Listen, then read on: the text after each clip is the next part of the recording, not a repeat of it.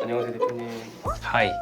오랜만에 다시 실내에 등장하셨네요. 울산도 갔다가 인천도 갔다가 좀 바빴거든. 많이 힘드세요? 뭐 우리 제자분들 찾으러 다닌 건데 뭐 그닥 뭐 힘들진 않아. 우리 제자분들은 또 나한테 배웠으니까 배운 대로 겁나게 뭐라 해주고 또 오면 되잖아. 약간 힐링 받고 온 느낌? 그래도 어느 정도 하고 있네. 아 이제 조금 더 잡아주면 되겠다. 아예 못하고 있네 이 정도까지 아니라서 좀 그래도 마음을 조금 놓았지. 최대한 챙기려고 하지. 그게 이제 나의 보람이고 나의 기쁨이고 한 번 사제 시간은 쭉 가는 거잖아. 그러니까 이제 좀 최대한 노력을 하지 나도 그래도. 그럼 오늘은 이제 이렇게 등장하신 이유가 이제 매매 정산 컨텐츠를 좀 찍어볼까 하는데 한 달에 한 번이나 길면 두 달에 한 번씩 좀 찍어볼까 하거든. 매매 정산 컨텐츠를 하면서 내가 매매할 때 잘했던 점은 무엇인지 또 못했던 점은 무엇인지 아쉬웠던 점은 무엇인지 앞으로 내 매매 계획이 어떤지 그리고 시장이 어떤지 이런 부분들을 조금 한번 살펴보면 괜찮지 않을까 생각이 들었고 내가 유튜브를 또 하는 이유는 내가 이동할 때나 이럴 때 사실 나는 내 유튜브 보거든. 보면서 이제 아 내가 저런 관점이었지 아 내가 저런 얘기를 했었지 하면서 한 번 더 상기를 하거든. 나도 내가 말을 하고 나서 몸에 체득돼 있기 때문에 한 번씩 까먹을 때가 있단 말이야. 근데 이걸 보면서 아 맞아 내가 저런 마인드였지 아 저렇게 했었어야지 아 내가 저렇게 관점을 가지고 있었지 이런 생각을 좀 다시 한번 리마인드하는 그런 약간 나의 일기장 같은 그런 느낌이 있다 좀 볼 수 있지. 또 유튜브는 뭔가 많은 사람들한테 공표를 이미 해놓는 느낌이잖아요. 주의하시거나 조심하려는 의도도 있는 거예요. 내가 얘기하는 시장이 안 맞으면 욕을 쳐먹고 시장이 또 잘 맞으면 당연히 맞춰야지 이런 느낌으로 사람들이 날 많이 보는 것 같단 말이야.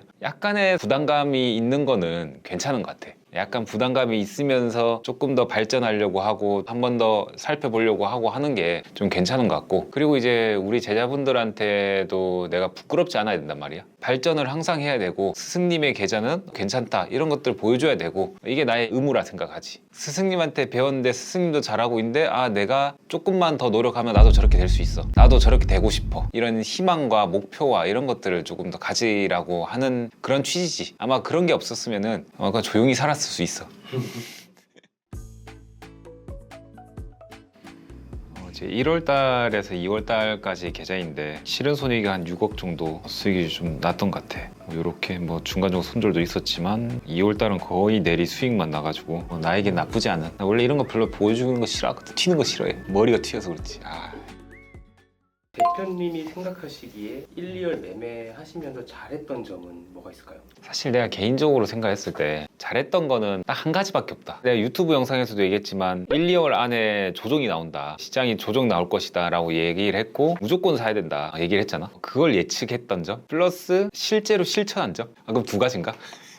그러니까 딱 그거밖에 나는 없었던 것 같아. 1월 달에 위치도록 사서 2월 달로 올라가니까 조금씩 매도를 하고 이게 뭐 잘한 점 아닌가. 잘 될 때 항상 주식은 조심해야 된다 생각하거든. 잘 됐어 잘 되고 있어 그럴 때 사람들이 막 광폭을 한단 말이야. 왜냐면 그 돈 벌었던 것보다 더 크게 벌고 싶다는 마음들 때문에 갑자기 원칙이 안 맞는 매매도 하기도 하고 갑자기 신용 몰빵 찍기도 하고 무리하게 배팅하기도 하고 막 그런단 말이야. 그럴 때 컴다운을 한번 해줘야 돼. 컴다운 안 해주면 내가 벌었던 거를 잃어버려. 그리고 내가 만약에 그렇게 원칙을 지키지 않고 추가적인 수익이 났다 하더라도 그건 내 수익이 아니야. 왜? 내 원칙에 맞는 수익이 아니기 때문에. 그래서 이제 시장 대비 좀 더 많이 날 때도 있고 시장 대비 좀 적게 날 때도 있고 그런 건데 쭉 살아남는 게 가장 중요한 거 아닌가. 항상 잘 될 때일수록 이 시장에 겸손하고 만약에 내가 매수할 게 없다면 과감하게 쉬어주는 게 가장 좋지. 근데 나는 이제 쉬어야지 이런 마인드를 갖추는 게 진짜 어려워. 이거는 진짜 고수들은 그런 마인드를 잘 갖추거든. 근데 이제 중수들이거나 초보들은 과거에 잃었던 거를 회복하기 위해서 좀 더 잘 될 때 놓줘야지 이런 생각 때문에 좀 힘들거든. 그럴 때 한 템포 낮추고 그런 마음이 든다면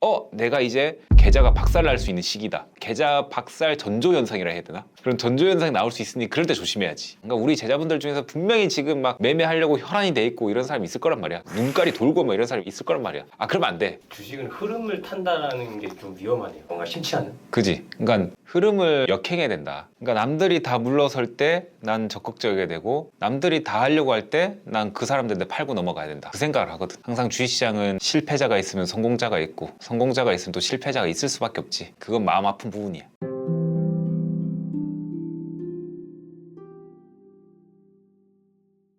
1, 2월 매매하시면서 아쉬웠던 점은 또 뭐가 있을까요? 내가 아쉬웠던 거는 2차전지 종목의 섹터들을 내가 많이 못 잡았거든. 좀 더 잡았었어야 되는데 하면서 비중을 많이 못 실어가지고 굉장히 좀 아쉬워. 왜냐면 사실 나는 2차 전지 섹터에 대해서 약간 나만의 편협적인 생각들이 좀 있었거든. 에코프로나 에코프로 BM이 너무 많이 올랐었고 업황을 봤을 때 조금 꺾여가고 있는 게 아닌가라고 생각이 좀 개인적으로 했거든. 중국의 기술력도 늘어나고 괜찮아지고 있고, 그리고 중국의 저가 공세가 이어나고 있고, 그리고 정부의 보조금들이 또 줄어들고 있고, 전기차의 가격들이 줄어들면서 수익성이 좀 쪼그라드는 게 아닌가 이런 생각이 좀 들었거든. 근데 이걸 또 다르게 생각해보면 이런 것들로 인해서 전기차가 대중화가 되고 있다, 이렇게도 볼 수 있단 말이야. 그러니까 성장주에 대한 성장통이라고 생각할 수 있는데 그 부분들에 대한 공부를 좀 덜 했던 것 같고, 그래서 이제 좀 많은 비중을 좀 못 담았고, 그건 참 아쉬웠다. 공부를 조금 더 제대로 하고 좀 더 좋은 관점으로 했다면 좀 더 좋은 수익이 날 수 있었을 텐데, 이런 생각이 좀 들어서 약간 아쉬운 느낌. 우리 제자분들은 2차전지 종목들로 수익을 많이 냈더라고. 뭐 50%, 70%, 뭐 30%, 40% 등등 수익 많이 내셨는데 다행이다, 그런 생각 들지. 이제 스승보다 잘 보는 분도 계시다는 거예요. 잘 벌었으면 좋겠어. 나보다 잘 버는 사람들 훨씬 나와야지. 잠깐 5초만 광고.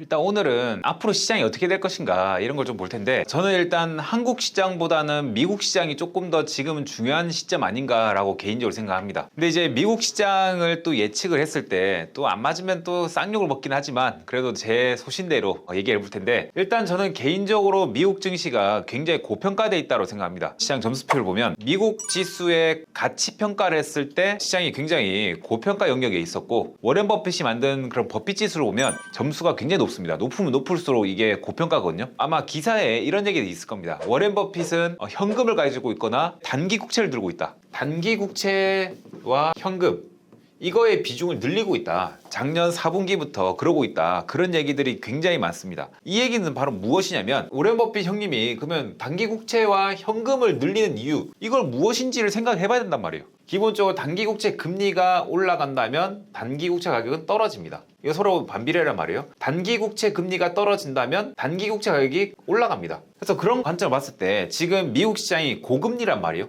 그럼 결론적으로 고금리에서 저금리로 넘어갈 때 이 중간에서는 시장이 폭락 가능성이 있다라고 보시면 된단 말이에요. 그러니까 많은 사람들이 미국에서 금리를 인하하면 증시가 미치도록 오를 것이다 라고 얘기를 하지만, 저는 개인적으로는 고금리에서 저금리로 넘어간 이 중간에서는 분명히 폭락장이 나올 수 있다라고 저는 예상을 합니다. 과거에 이제 2000년도 때도 그랬고요. 그 다음에 2008년도 때도 그랬고 2020년도 때도 그랬고, 미국이 금리가 높아 있는 상태에서 나중에 금리 낮출 때 이 중간에 이럴 때 이제 어떤 이슈들이 터지면서 폭락이 났단 말이에요. 미국 같은 경우에서 금리를 올리고 나서 이렇게 동결 중이란 말이에요. 그렇다는 것은 이제 금리를 인하를 할 때부터, 그때부터 이제 우리는 조심해야 된다. 그래서 미국장이 꺾일 수 있다는 것을 생각을 해야 돼요. 금리를 인하를 하면 증시는 오를 것이다 라고 그냥 단순하게 생각하시면 안 된단 말이에요. 금리라는 것은 올리면 안 좋은 것, 떨어지면 좋은 것, 이게 아닙니다. 이렇게 생각하는 거는 너무나 이제 초보적인 발상이다. 그래서 이게 아닌 이유들은 한번 공부해 보세요. 여기까지 다 알려줘야 된다.